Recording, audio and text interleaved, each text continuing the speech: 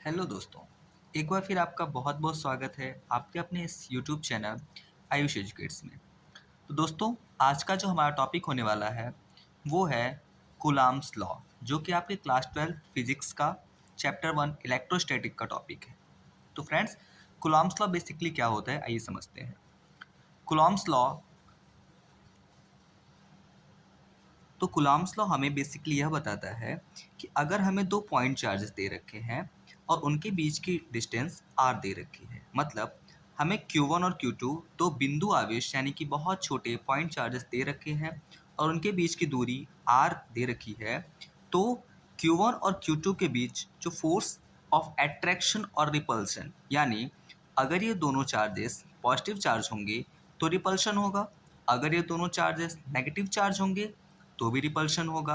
But अगर एक charge positive और एक चार्ज नेगेटिव होगा तो दोनों के बीच एट्रैक्शन फोर्स लगेगा।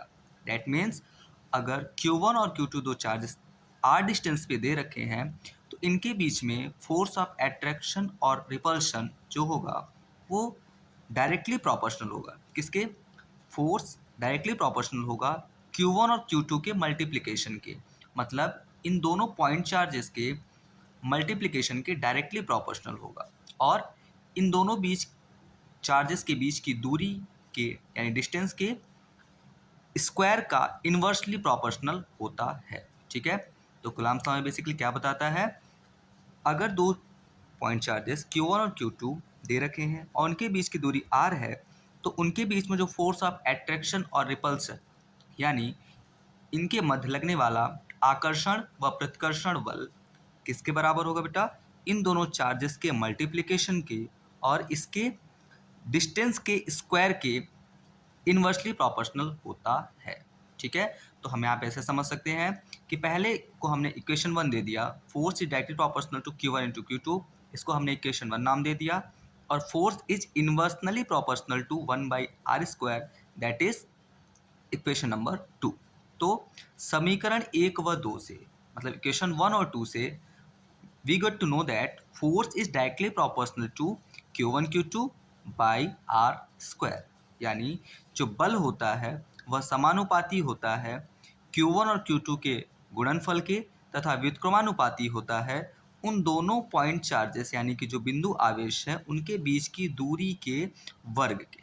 ठीक है, तो हमारा जो फाइनल एक्सप्रेशन बन के आता है, जब हम यहाँ से समानुपाती के चिन्ह को हटाते हैं यानी प्रोपोर्शनलिटी के साइन को जब रिमूव करते हैं तो हमें एक कांस्टेंट मिलता है। तो फोर्स बराबर k Q1 Q2 by r², जहाँ पर k एक नियतांक होता है, एक कांस्टेंट वैल्यू होती है।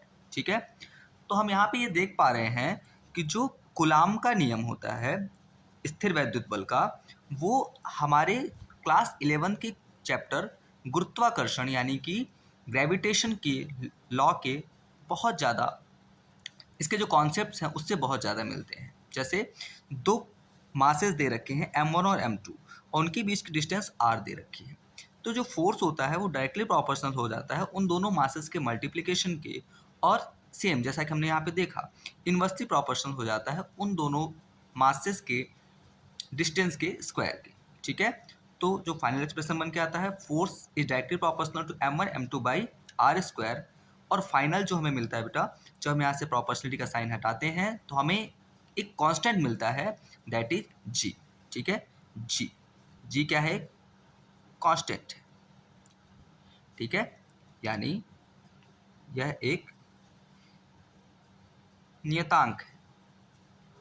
ठीक है, तो हमें यहाँ पे यह एक नियतांक मिल जाता है। ठीक है, तो आइए इसका स्टेटमेंट देखते हैं कि कूलाम का नियम क्या कहता है हमें। तो कूलाम का नियम जैसा कि हमने ऊपर समझा उसको शब्दों में पिरोने का प्रयास करते हैं। ठीक है, आपके बोर्ड्स के लिए ये डेफिनेशन बहुत ज़्यादा इंपॉर्टेंट है, तो बहुत ध्यान से समझिएगा।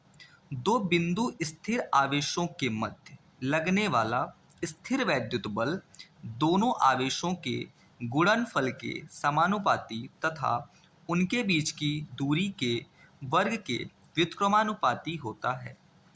ठीक है, आइए समझते हैं इसका क्या मतलब है।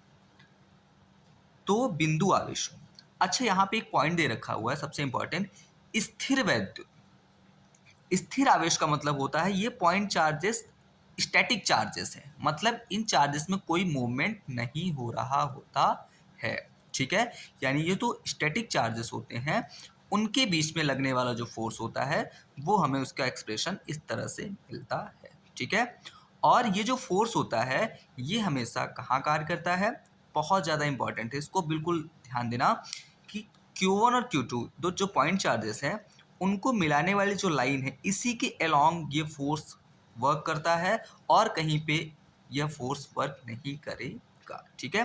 तो लास्ट पॉइंट क्या कहता है हमारा, तथा उनको मिलाने वाली रेखा के अनुदिश कार्यरत रहता है, मतलब उनको मिलाने वाली जो लाइन है उसके अलोंग ही यह वर्क करता है, ठीक है।